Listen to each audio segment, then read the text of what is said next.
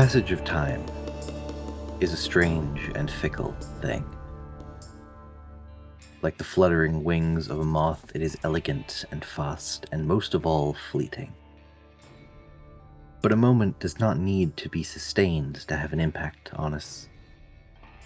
Sometimes, those small glimpses of a beautiful pattern on its wings allow us a moment to appreciate the beauty even more for its transient nature. And though those flapping wings may be fading and ephemeral, they can cause the most minuscule of change, which grows and shifts and expands, rippling through reality. And if the wings of a butterfly can be felt on the other side of the world, the wings of a moth can be felt fluttering through time. Revelations 4 verse 1.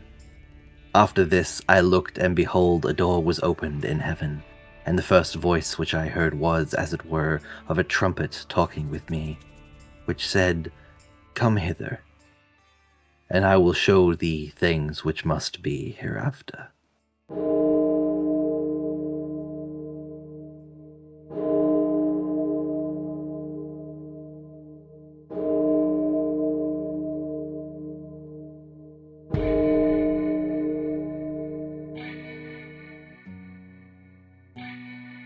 It is easy to believe in this life that things happen spontaneously, that a single instance changes everything, that one event can shift the balance of everything around us.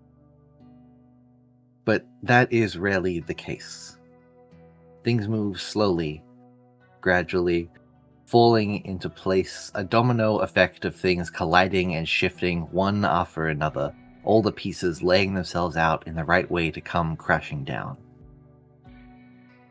For almost 50 years, the Gaza family has laid its claim to the town of Umber Hollow. Gabriel Gaza has spent his life looking upon the land that surrounds him and seeing it only as his own. Everything that surrounds him is his own.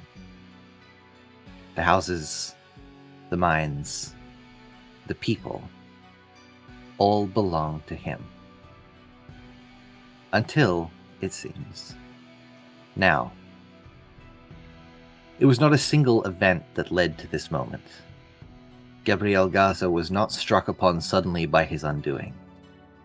The seeds of his downfall were planted decades ago by his own hand and have grown day by day, twisting around him like brambles, their thorns digging into his flesh, spilling his blood upon the earth on which he stands. The earth that he covets. A loveless marriage, a fire in the mines, a cast-out child, each another drop of ichor in the dirt. And it is, in the end, his own blood which brings him down. Hello, Uriel. Hello? Uriel Gaza, you watch for the first time, possibly that you've ever seen, as fear creeps across the face of your father. He doesn't look at you. You're not important to him here and now. You and your sister Cleophilas are merely witness to this moment. This time your father is staring up from behind his desk at the face of Santiago, and beside him, Mr. Graham Whitmire. Today, you bear witness to the machinations of your brother, plans which have been in motion since you told your siblings the truth. This is the moment in which, after months of planning, Santiago Gaza and Graham Whitmire have bought out the very land from under your father's feet. How are you feeling watching this all come together? I feel a mix of terror, knowing that he knows what I've done, but also a mix of righteous indignation, because I know what he's done. Slowly, Gabriel stands up, leaning over his desk, his palms against the wood, and he looks up. The three of you are disgracing this family. You understand that. From you, I would have expected it, but your animosity infecting your siblings, corrupting them with this, shame on you. I think that Uriel looks pained. The idea that they were the one who did this, that they were the one who shifted their siblings' minds and poisoned them, instead of them just making a decision. It doesn't shock her, but it does hurt her. But she just holds her head high. I think that you're not left for very long to deal with that alone, because immediately I think Cleophilus steps in and maybe slips a hand into yours, and Santiago steps forward facing your father further and placing his own hands down on the table to lean back. He has done nothing but reveal to us the truth of everything you have done, Father. The only person who has disgraced this family is you. You have been digging our family's grave for the entire time we have been alive, and I will not stand for it any longer. You make these deals with the people of the town, you put it under the Gaza name. Well, I am taking back the Gaza name and the land that comes with it. Gabriel looks at the three of you. I will give you one chance, any of you right now, to take this back. To strike these deeds from the record. Did you give Magdalena a chance? When she told you no, she didn't want to go, did you give her a chance? How dare you bring up Magdalena in this moment? My sister. My sister. That is my daughter. My family. I can't talk about my family. I can't talk about my family, but you can put us in the ground. Yeah, you made sure that this family wasn't my family, didn't you? You know, Father Matthews was more of a father to me than you ever were. And if you feel that way, maybe it would have been best for all of us if you had joined him in the ground. At that point, Santiago, reaches up over the desk and grabs your father's collar. You will not dare to speak to my sibling in that way, to any of us in that way. And so help me God, if you ever try to cause trouble, we will do everything in our power to make sure that you are out of Umber Hollow by morning. I'm sure that maybe some people wouldn't mind helping you out, sticking around, but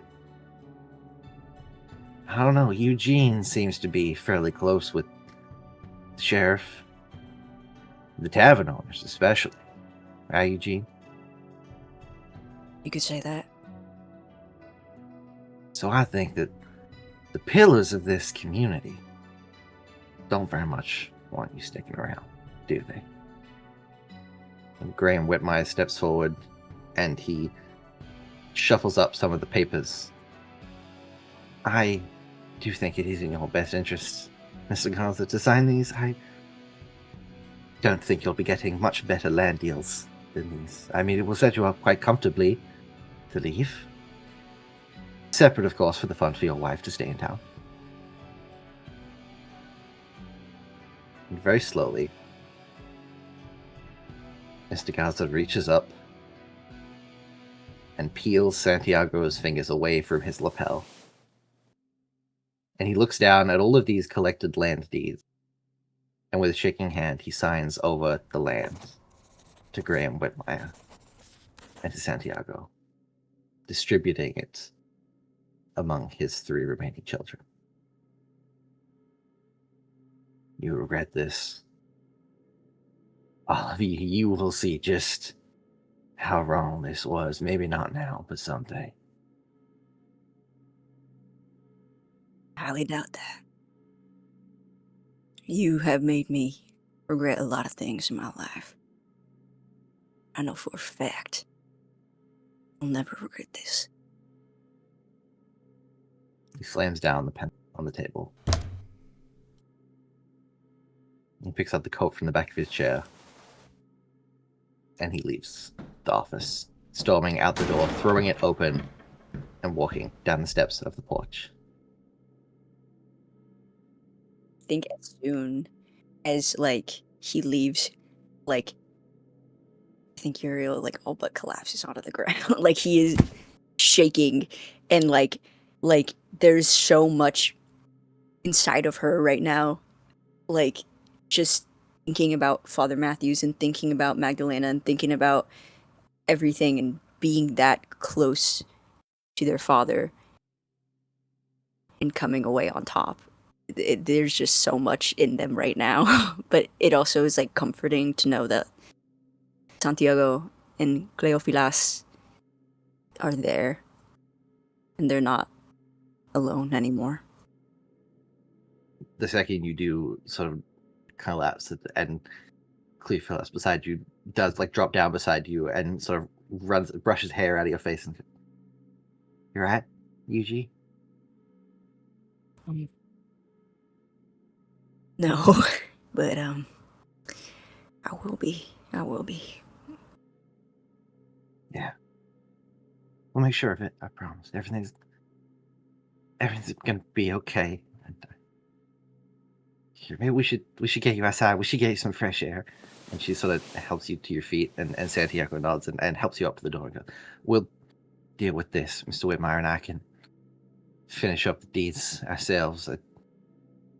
You've signed pretty much everything you need to. Just wait outside. And they help you to the door.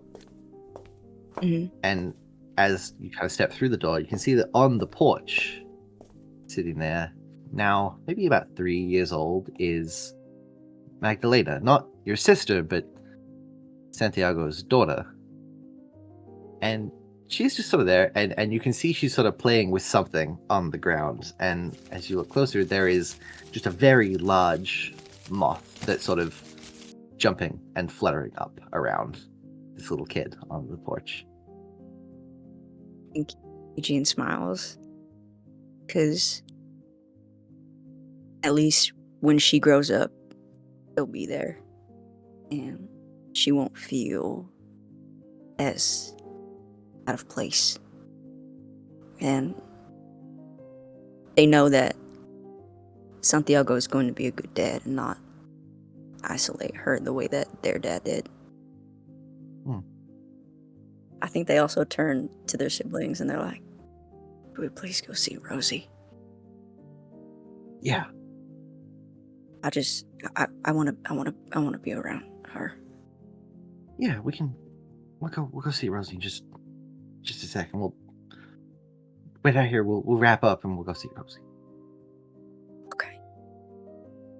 I think they step back inside as they close the door, and she sees you and almost like scoops up this moth so gently in those little tiny baby hands, and there's oh, Luigi, moth.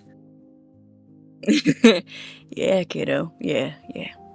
It's a big one. And then looking at it, she goes, moths will eat anything. Yeah. They do. They're God's greatest devourers, angels of conquest.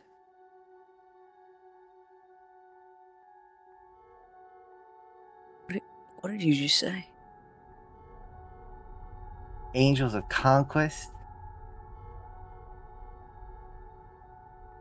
I think Eugene just looks down at her and doesn't know what to do as they kind of get that sweat, that cold sweat that used to come to them in the middle of the night when they were a kid. That would be there after they screamed for Father Matthews. And I think they just start reciting the prayer that he taught them. He will command his angels concerning you to guard you in all your ways. They will lift you up in their hands so that you will not strike your foot against stone. Pray that you send your angels to watch over me and keep me safe throughout this day. Thank you for always being my protector and never leaving my side. Amen. And just repeats it to themselves. As you're repeating that prayer, this moth flutters up out of Magdalena's hand, and for a second it almost comes and rests just like on the edge of her nose and covers her face a little bit, and she giggles and it flutters up and it lands and it rests just on your shoulder for a moment before fluttering away. I think for the first time, Eugene flinches a little bit away from it.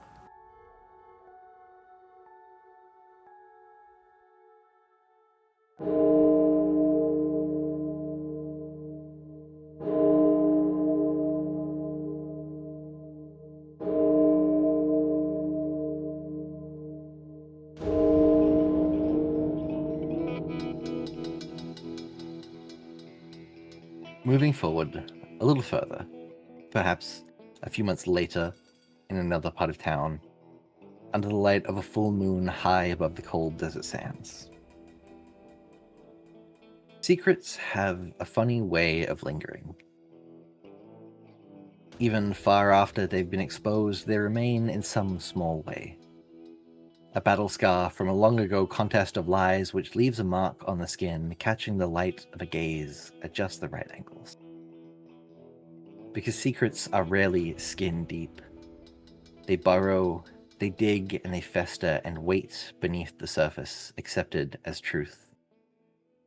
When secrets are woven so deeply into the fabric of your understanding, of life, of the world, and even of yourself, the removal of that falsehood leaves open such a gaping, bloody wound that healing completely may never truly be possible. Belief is a powerful thing. It's why religion holds a sway over so many. A belief in something more. But for those without religion, who live not by faith in something more, but by their own understanding, that belief in the truth is embedded so deeply into their being that when removed, their understanding is shattered and the truth itself no longer exists. Only the open wounds remain. Hello, Rosie. Hi. It's late at night, and the saloon is closed. The solid mercury is empty, and any family or guests or anyone in their right mind would be asleep right now. But not you. You can't sleep. You rarely sleep anymore, after all you've seen, do you? No, not really. I mean, you kind of get thrown in a nightmare cave out of nowhere, and it affects your ability to feel like the dark is safe anymore.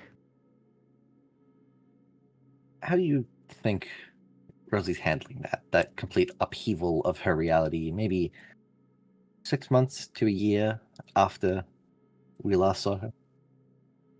I think 6 months to a year, she's doing slightly better than she was initially. When nothing, because I'm assuming after the 6 months after Umber, it's relatively like calm, monster wise. Like, Mhm. yeah. So I feel like it's kind of the first few weeks were very bad because it was the jumpy, expecting something to come out of the corner any second. And then the longer that doesn't happen, the like, the more she settles back into, okay, I'm not gonna die at any random moment. So 6 months to a year out, it's not as intense as it was, but there's still like it's kind of like the intro said. It's like the discovering that the scary stories that are told around the campfire at the dark have merit to them. It changes your whole worldview because there's no longer that fourth wall barrier to protect you in between. And she's not taking it well. And I think what she's taking worse is the implications that her mother knew something and she was kept in the dark for so long. Speaking of your mother, Lillian Deacon, as you're sort of just sitting in the empty saloon, she appears at the top of the stairs and slowly walks down. There's something sort of tucked under her arm, but you're not paying enough attention to really notice, and she slides into a chair next to you. And you're up awful late again. And so are you. Yeah, I couldn't sleep. I heard you moving around downstairs. You right? Are we gonna actually talk, or are you just gonna avoid it again? And she sort of purses her lips and sets her arms down on the table, sort of over the top of whatever this is. You can see she sort of has this bundle of fabric that she's sort of leaning on top of now. I don't know, Rosie. I don't know what I can do to make it better. I'm not asking you to make it better, Mama. I'm asking you to explain what the hell this is. And she I don't think she's taken off the necklace since that day. I think she wears it to bed and everything. I don't need you to make it better. I need you to explain why it was there in the first place. What happens if explaining that makes it worse, Rosie? I hear you waking up in the night, walking around, and I see you in the day, and you are so different, and I don't want to add to that. I don't want to make your understanding of all of this harder because I don't understand it. I ain't different, Mama. I just learned. This is me when I know things, apparently. How could it be any worse? How could it be any worse? I don't know because I've had to live with the fragments of it that I had, Rosie, and that already weighs on me. I spent years trying to push it to the side, and I wanted you to not have But to you deal got to with that at choose. all. You got to choose to push it to the side. Did Grandma tell you anything? No, your grandmother is even more scared of it than I was, Rosie. But your great grandma said some things, but I swear we're not a religious family, but that woman damn near put the fear of God in us about all of this. And I think slowly she lifts up her arms and she pushes across the table to you something wrapped in fabric. I got this from your grandmother last time. I went over there. She doesn't know that I took it. I think if she could help it, she'd never see it again. So losing it isn't going to be an issue. But my mother never. She tried a lot harder than I did to sort of stamp anything out. I mean, the only reason I even have that necklace to give you was because I hid it away. It was a gift from my grandmother before she passed. It's something that was easier for us to leave behind, even if it doesn't seem like it wanted to leave us behind. Yeah, sort of ran and caught up. Yeah. So yeah, she's pushed this sort of wrapped package in front of you. Can I open it? I'd like to open it. If you unfold the sort of fabric that's over the top, sitting in front of you is an old leather-bound book. And carved in the front, inlaid with a silver foil, is that shape of a pentacle on the necklace. The 5-pointed star inside a circle, but between each of the points are dozens, if not hundreds, of these smaller, fine, intricate lines connecting and spinning together almost like a spider web between the points of this star to create this almost fractal-like pattern within the circle. This was your great-grandmother's. She had it hidden for a while. She said the woven damn near went to war when she tried to bring it here. The woven?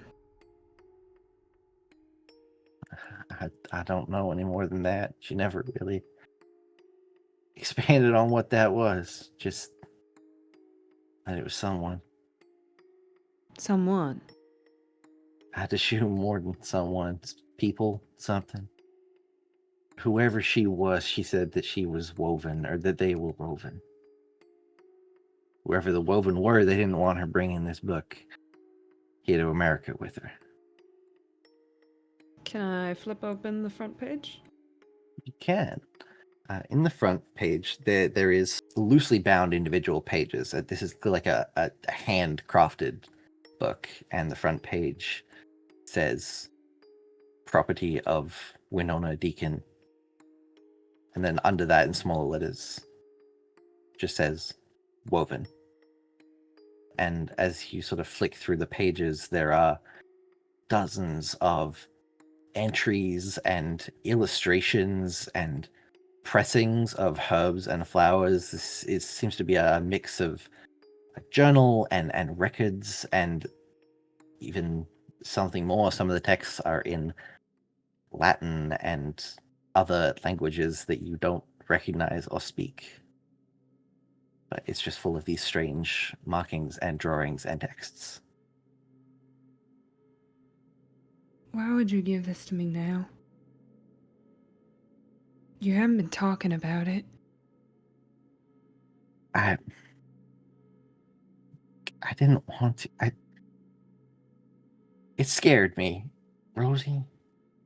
Is that the truth you wanted? It scares me. All of it does.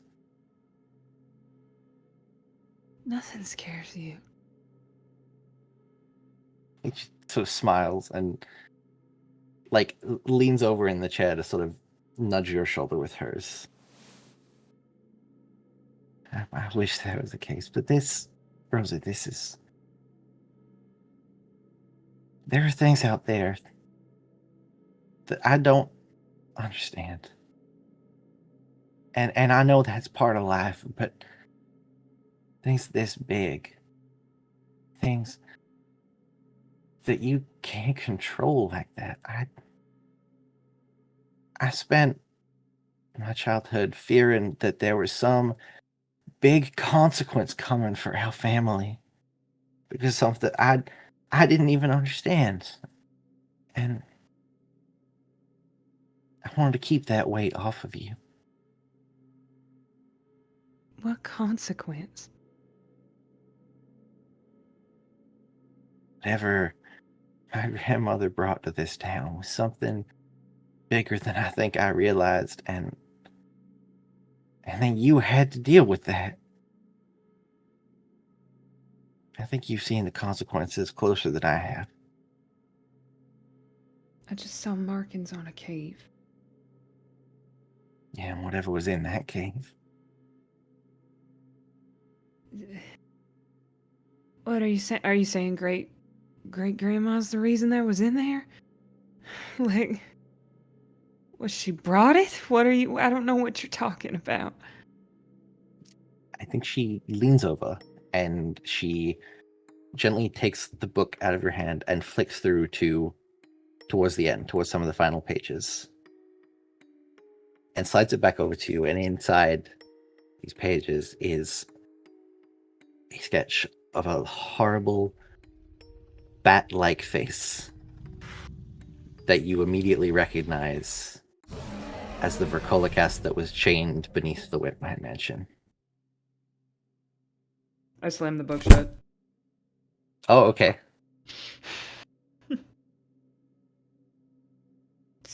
You Sorry. No, it's okay. And she sort of puts a hand over yours. Rosie, I don't know what you saw down there, but if it was anything like that, I am so sorry that I couldn't do more to keep you away from that. And Mama, you couldn't have kept me from it. You know that, right? If it's some sort of destiny that you're talking about, that something with our family, if something is chained to our family, you couldn't have done anything. I don't believe in destiny, but I believe that was not your problem to deal with. Well, it wasn't, but then it was. All because I listened to a goddamn preacher. She laughs, and it is a more genuine laugh than I think even she was expecting to give.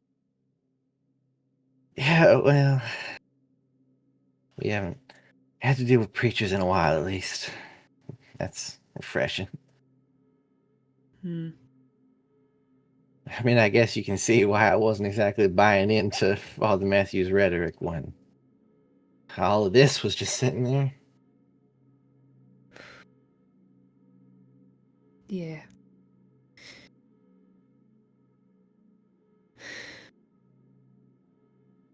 So what, is this you letting go? I can read this. I can kick up a couple more messes. You can do whatever you feels right. If you want to give it back and I put it under the floorboards where it belongs, then I will do it in a heartbeat for you.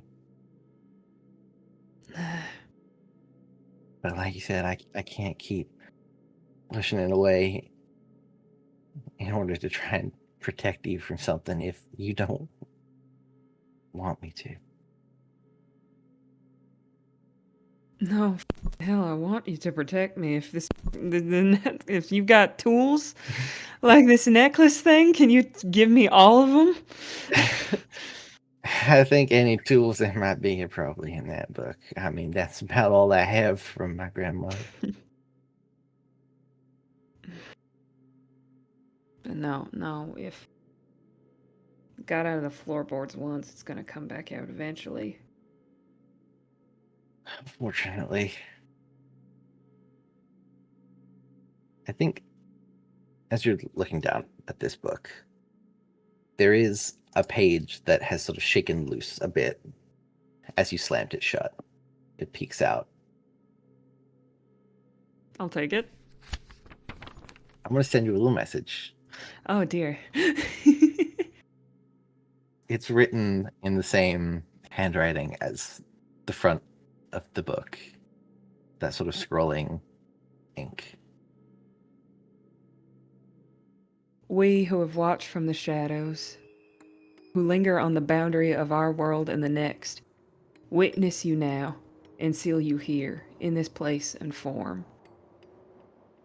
In the names of all who have come before and will come after, those of the worlds above and below, knitted together, planes tied for eternity, aligned on our earth.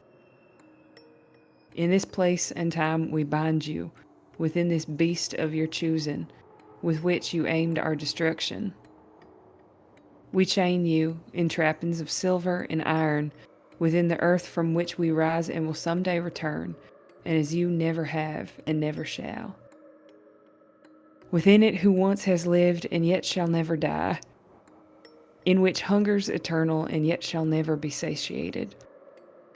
It whose violence rages on and yet shall never receive victory. It who spreads and infects and yet who shall never vanquish. Within this form we chain you. Within this form we bind you to this mortal coil in an immortal prison from which no natural death may release you. In the name of the woven whose net ensnares the world, we banish you once more. I name you Nikao and seal you in this form eternal.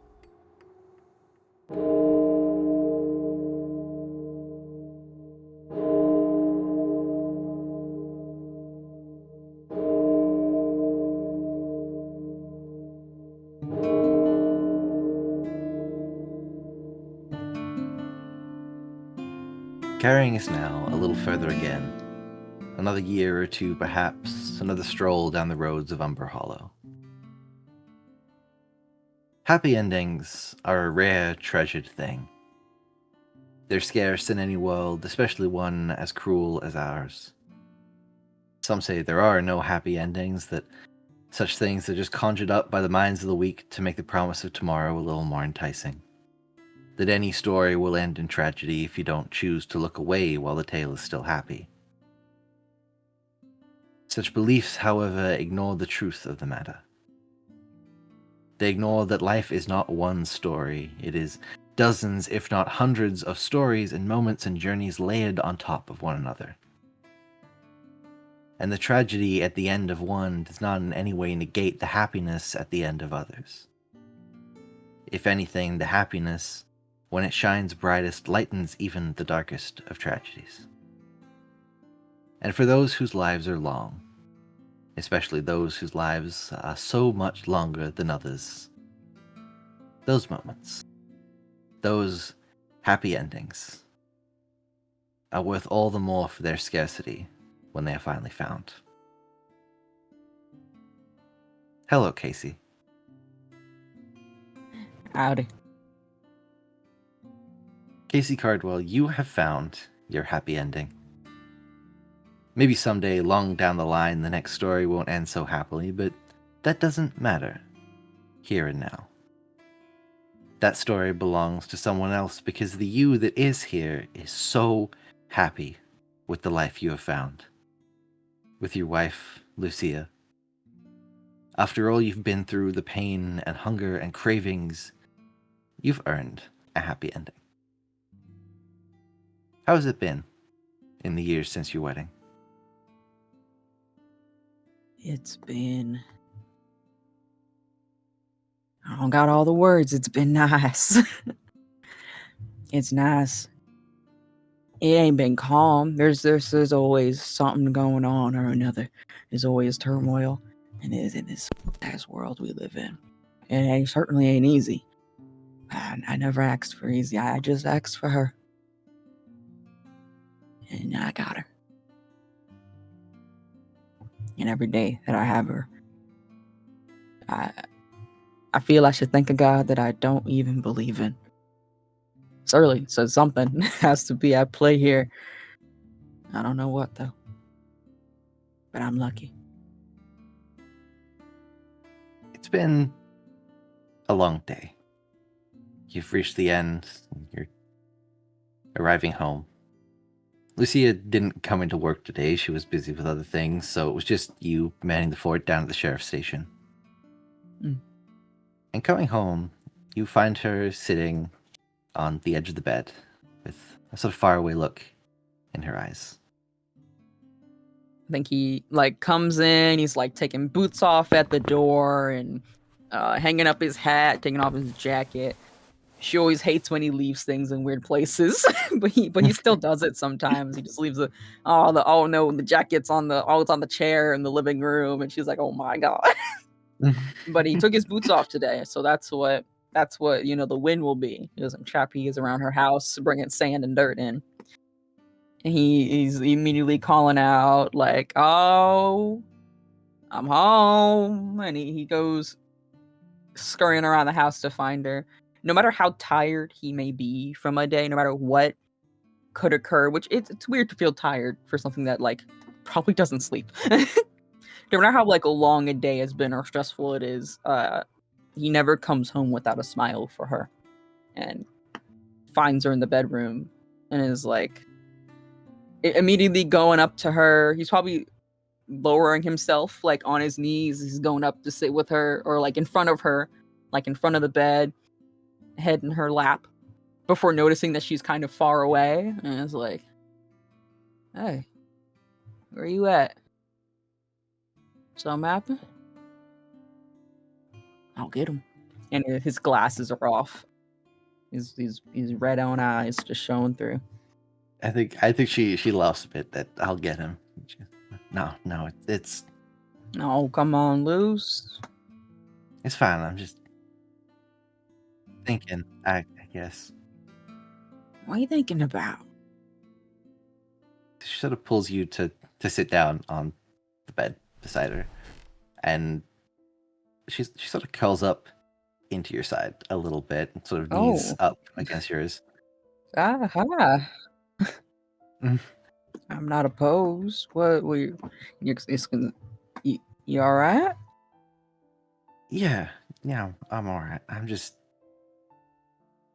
She doesn't meet your eyes in the way that she usually would.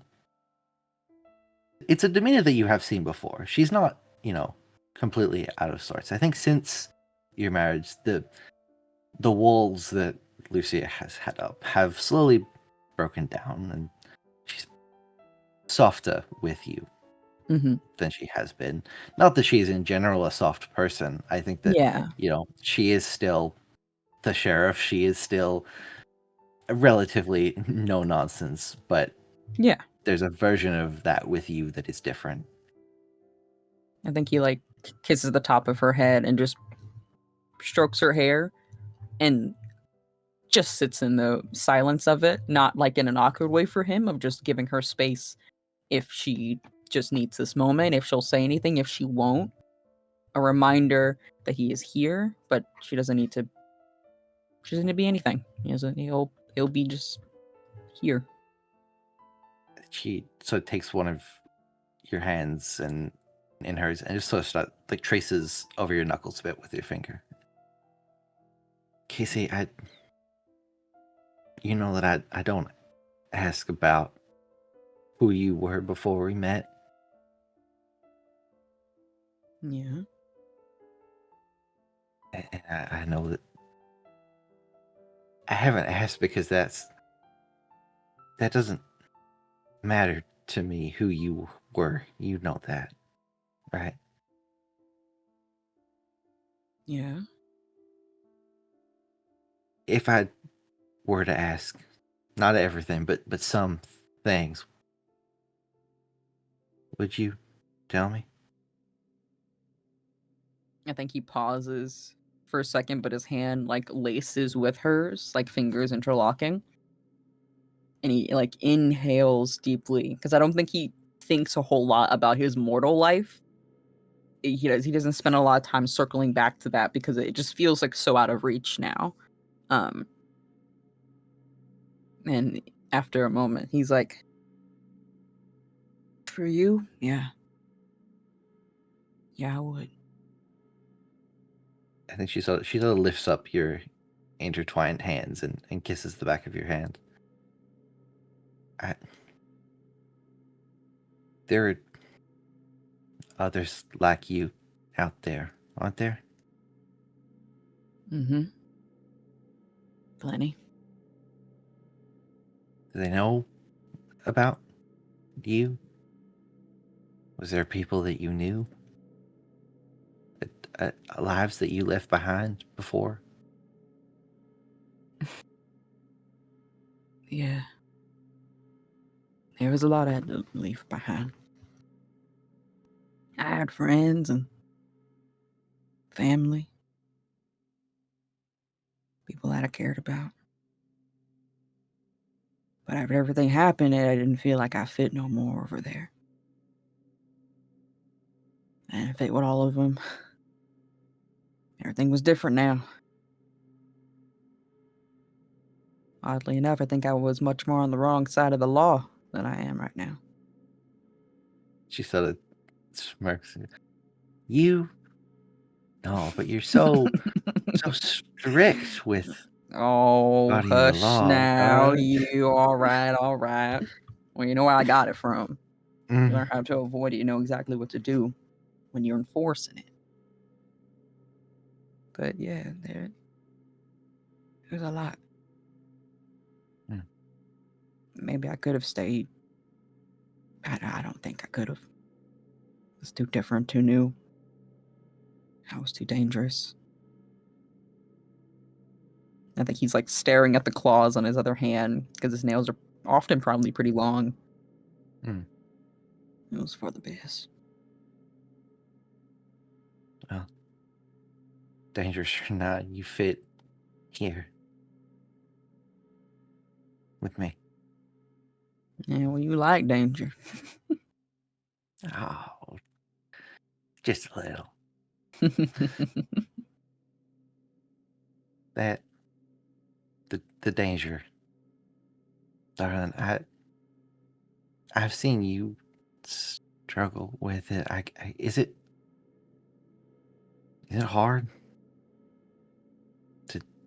to control that the things that you have to deal with? I think it starts out real hard because you can end up real alone. It depends on. I guess it might be different. There's different kinds of what I am and this existence that I live. We've met some that are quiet and outright, and some that look more human, but are still so much more monster underneath. And I think maybe it can depend on your maker and who takes care of you after it happens and who teaches you what to do. And I had guides along the way, but it was hard. It was hard because you don't have nobody. But I think it's worlds easier once I did. Even once I came here, started over, I started grounding myself and making friends, and it can be really easy to stop seeing people as people. But yeah. You said your maker, Casey. What? How did you get this? I mean, this constant internal famine, the hunger you have. Were you born with it? No. Maybe some could be. I don't even know about that one. But no, I was changed. I was just like you. Heart beating, hands not so cold. Human. And then one night I wasn't. It's easier to deal with if there is someone there helping show you. That's what I found. I found purpose in this town. I found people that I wanted to protect, something I wanted to do. I found something stronger than being hungry. And it made it a hell of a lot easier to care. And to keep myself in check. And he like squeezes her hand. I had a lot of people who I wanted to take care of, but you were the main one. You've always been my rock since I got here. She squeezes your hand back and sort of looking down at her, even if she isn't looking up at you, you can see that she's smiling. I'm glad that I can be that rock for you, Casey. But I think that, I mean, You might have to get used to protection more than just me. And she turns and she looks up at you for the first time since you've entered the room, and she reaches up her other hand to tilt your face towards her so that she can look you in the eyes, as unsettling as you sometimes fear they may be. Kasey, I'm pregnant.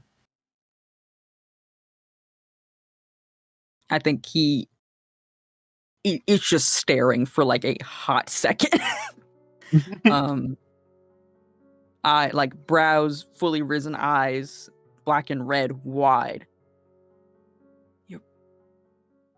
You're and his like hand like gets away, like it like separates from hers in this hold, and immediately goes to like touch her stomach, like as if he could feel something there, or as if he could feel a heartbeat or hear it through the skin when there's nothing really there right now. But he's like hovering over it as if it's something so delicate and to be reverend or revered. As he's looking at her, and as his like, I think it's like shock for a second, and then like a smile slowly takes over his face. You're not f***ing with me, right? You mean it? No, I'm not f***ing with I you. don't know. It could be a f***ed up April Fool's. Oh, loose.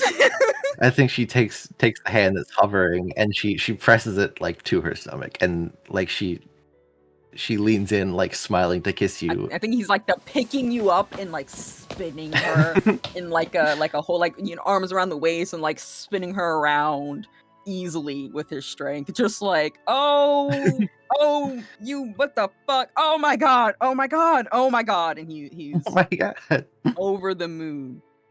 I think she is also, and I think there was a level of fear she was harboring at how you would respond given the way you have expressed to her your more monstrous nature in the past, and seeing you share her excitement for this. She is laughing, and you see her little tears of happiness pricking at the corner of her eyes as she like clings to you and lets you spin her around. And I think he like kisses her crazy and then pulls away while still holding her. Oh. I think if he were to cry, it would be blood. So I think he pointedly like shuts his eyes really hard so that he doesn't. So I don't think there's any other liquid in his body that could do it. But she would know it by now that if he's doing that, it's like, wait, hold on, I'm not trying to. Oh, I love you so much. Oh, you're gonna be a beautiful mom. Oh, I'm gonna be a dad. Oh God. Be a wonderful dad. Oh, are you sure? I mean, oh God. And he's like thinking about like, oh God. Okay, how long we got? You got a while. You got about 9 months. Oh God, I gotta read a book or something. Oh, they got classes or something about it.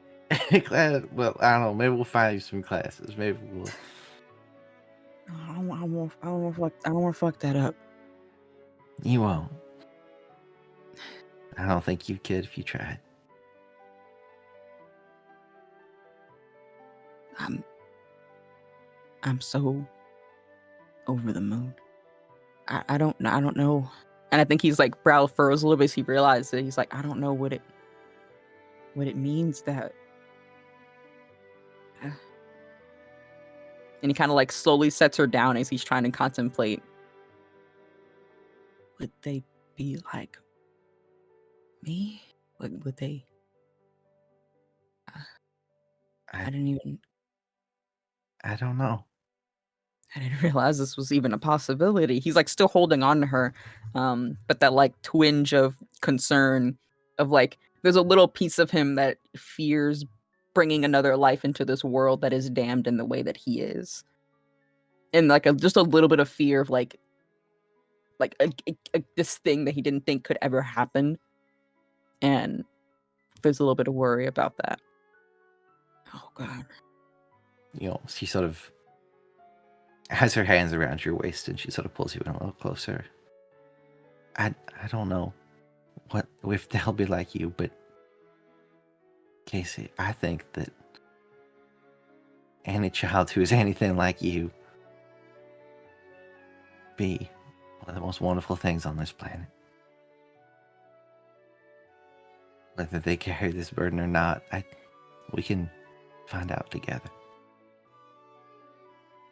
And I think a single tear does shed of just this like faint red liquid, and he immediately wipes it away. Oh fuck, no. God damn it, I'm gonna stain something. And then he I think she just laughs and maybe like reaches over it, like hands her a little handkerchief or something. they're around the house, they're everywhere. Mm-hmm. You never know. Oh. Yeah, we'll figure it out together. There's no one I would rather figure it out with. And then she leans up and kisses you. Yeah. So it breaks away, leaving your head against yours. I love you, Kasey. I love you, Lucy.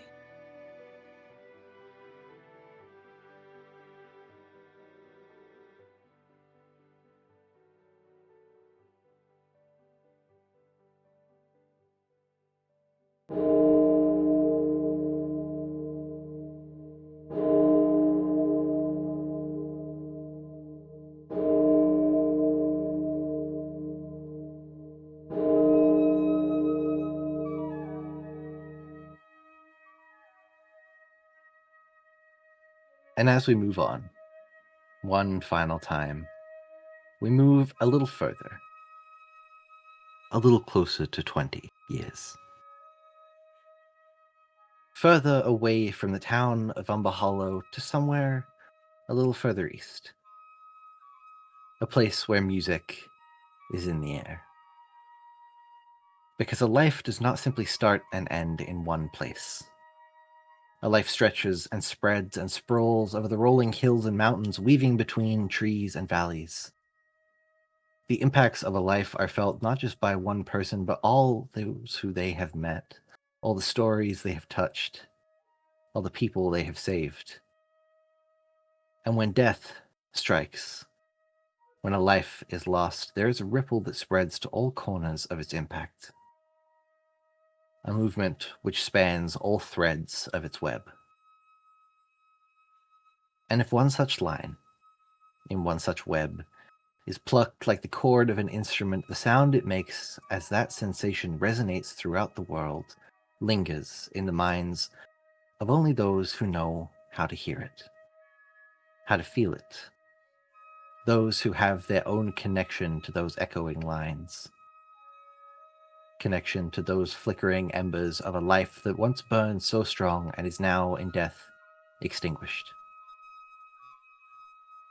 Hello, Solomon. Hi.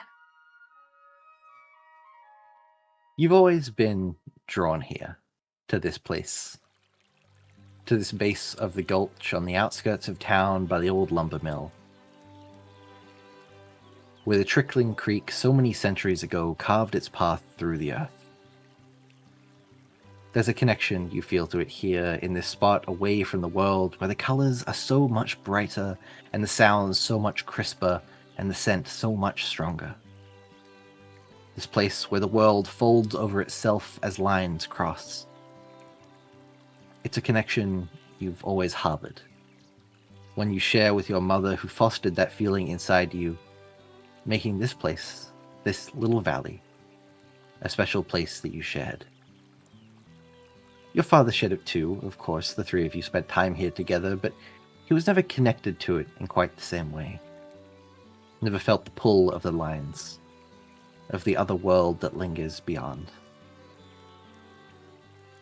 And as you wait here for your mother, on this hazy spring day, the sun gleaming down, highlighting just how overwhelmingly colorful the gulch is.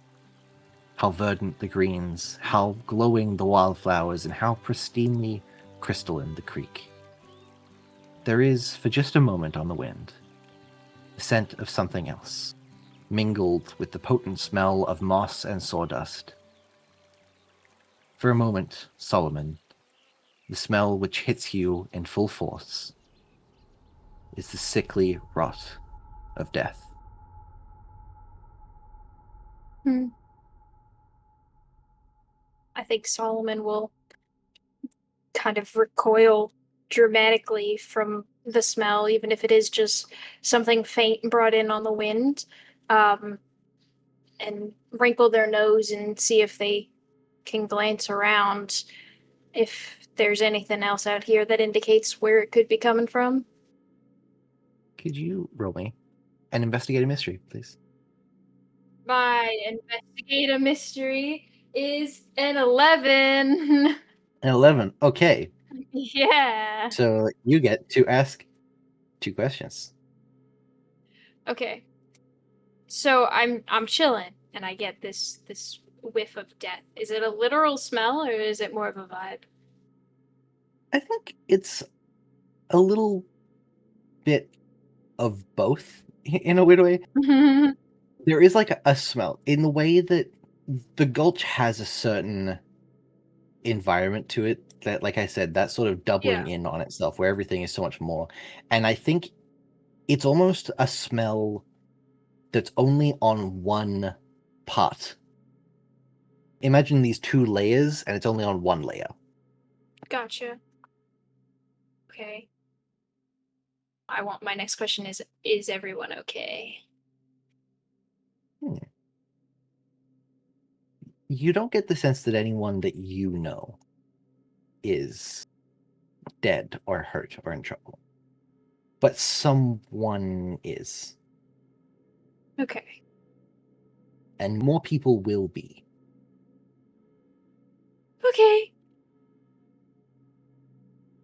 Well, I want to go back out of the gulch. Mm-hmm. I think as you step away, in the corner of your eye, there is a flickering and a glow near a tree. I'm going towards that tree. It's a tree that you've definitely seen before. Like, it's just sort of a feature of the gulch. It's one that has these deep gouges in the trunk. Long ago, an axe was taken to this tree and it was not fully cut down, but there are still the scars in the bark of this tree where it was gouged into. And where the bark has almost started to grow around these wounds, it looks almost like burning paper.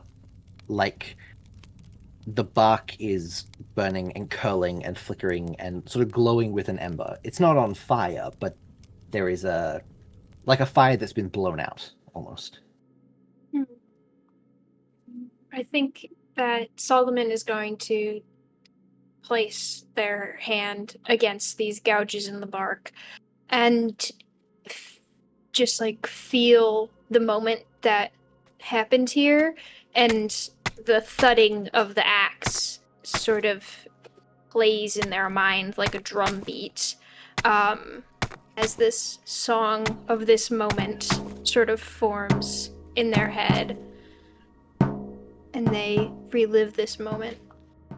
And once they are satisfied that that moment is over, they'll step back. As you step back, you remove your hand and the sort of burning flickering is gone. And you are hit from behind with just an overwhelming force of heat.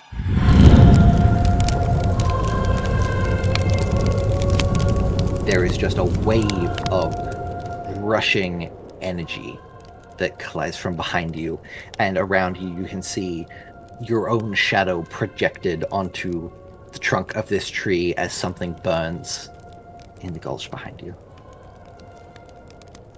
I don't think that they're immediately afraid. I think they're honestly not sure why there's sort of like a calm coming over them, and they'll sort of like hunch their shoulders in and protect themselves from this heat from behind them, but won't turn around to face it. After a while, the heat doesn't disappear, but it certainly lessens, and that fire lessens and the brightness lessens. And that scent of death that you did have is replaced instead with this thick smell of smoke. You can't see any smoke, but you can smell it. Okay, I'm going to turn around now. As you turn around, there is this sort of column of smoke that is sort of swirling around itself. And you can see still the flickering of those flames as they are sputtering out into this gray and black cloud. And slowly the cloud lessens and it forms into the vague outline of a person. Oh shit. Tall and broad. Oh shit. The person steps forward as the face doesn't resolve. But the shape of the rest of them does. And you can see what looks like a mouth try to open, and then it closes again. I think that Solomon will step closer to the figure and just say, when I don't have words, sometimes it helps to use music instead. And then we'll sort of whistle a little bit of a tune.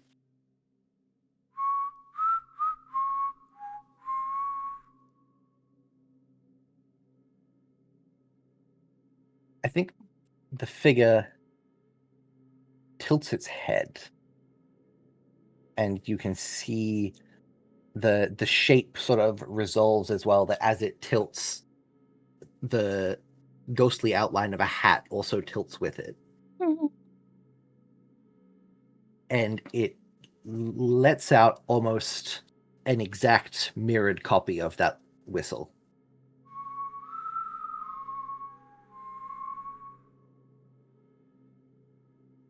This is cool. And when the whistle subsides, it lifts its arms and brings its hands in front of its chest, and you watch as sort of the fingers resolve themselves from smoke. And it signs something to you. And it signs, "Not who I expected." Well, I can't say I expected you either. I want to sign back. The figure nods, and you can't see it smile. It doesn't have a face. But there is a sense of acknowledgement almost. You can feel the emotion that it is putting, responding to you with. It makes just probably a very familiar sign. It takes a hand and lays it flat, palm facing up, and puts its other hand in a fist with the thumb sticking up on top of it. The sign for help. And just signs that you help. Okay. But it's not signing to itself. It's gesturing away from it. It's almost off like an offer to help you. Okay. I was gonna say, like, help me help who helping him. Help you. I think Solomon will sign. I'm always willing to accept help from a kind stranger. The figure nods, and it turns and points. The way that the gulch is, it runs westward. There is a distinct line that you feel that runs east to west along the gulch, and it points along the line that runs west. And then it does the sign again, help, but in that direction. Okay. Solomon will, I think, speak it aloud and sign it. Well, I guess I have been looking for an adventure. If you're giving me a lead to follow. It doesn't laugh, but you can see sort of the shifting in the shoulders that would be, and the sound that emerges from it is this crackling like a fire. And then, slowly, it begins to fingerspell to you, slowly and clearly. UMBERHOLLOW.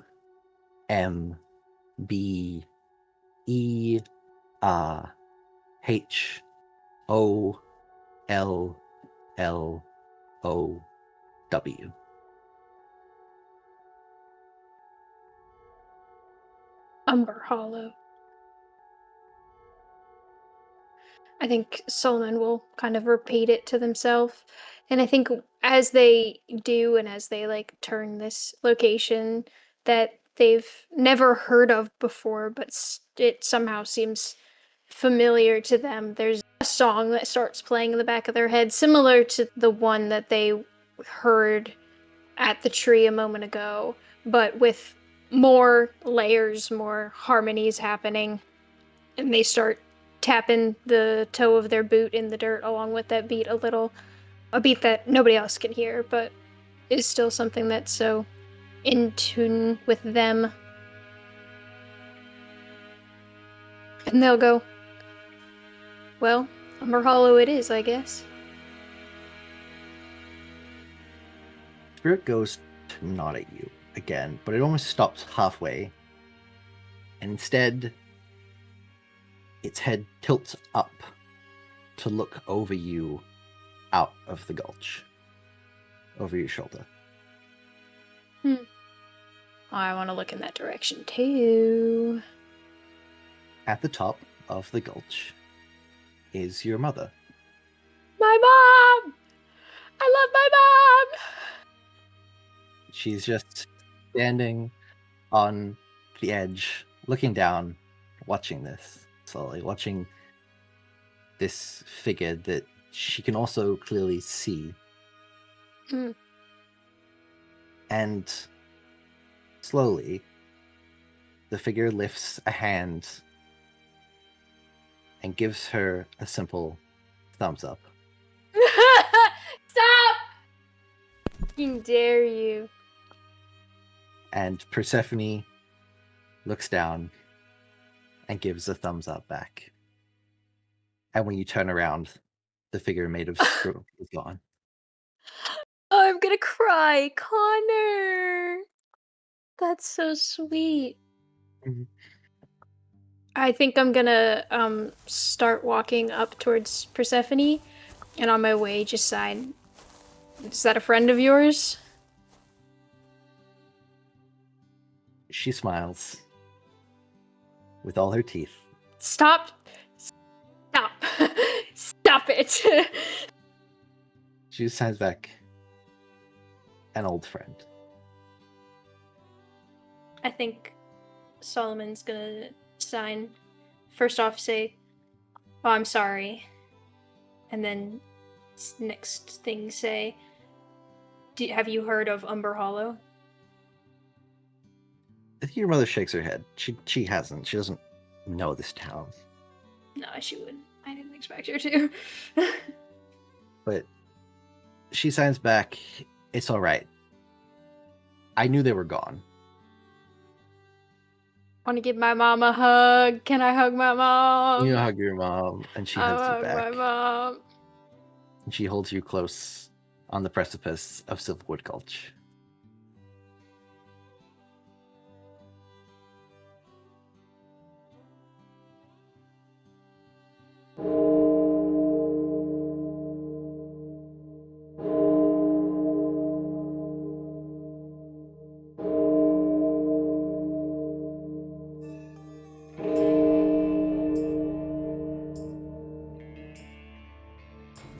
The passage of time is a strange and fickle thing. Like the fluttering wings of a moth, it is elegant and fast, and most of all, fleeting. Not all moments need to be sustained. Not all moths need to be trapped. But some do. Some most certainly do. Like an insect trapped in the resin of a tree, sometimes things need to be kept still, held in place, locked in time. For as fleeting as they may seem, the impact of those fluttering wings on the world are too great to risk. And when that sap is melted, when that trap is loosed, when the first seal is broken, who will save you from the moth sealed in Umber?